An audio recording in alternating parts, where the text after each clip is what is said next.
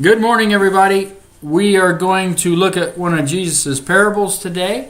It's in Luke chapter 7, and it's actually verse 36 all the way through 50.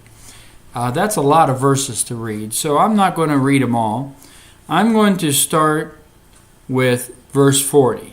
The Bible says, "And Jesus answering said unto them, Simon, I have somewhat to say unto thee. And he said, Master, say on. There was a certain creditor which had two debtors. One owed 500 pence, and the other 50. When they had nothing to pay, he frankly forgave them both.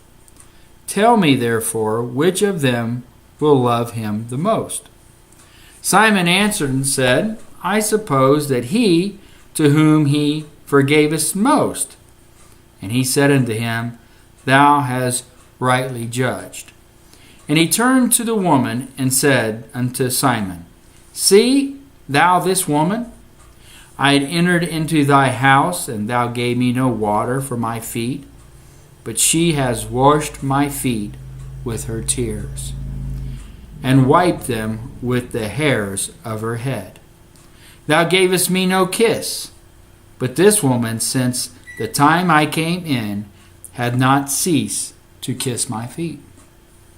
My head with oil thou didst not anoint, but this woman has anointed my feet with anointment. Therefore I say unto thee, her sins, which are many, are forgiven. For she loved much, but to whom little is forgiven, the same loveth little. And he said unto her, Thy sins are forgiven. And they that sat at meat with him began to say within themselves, Who is this that forgiveth sins also?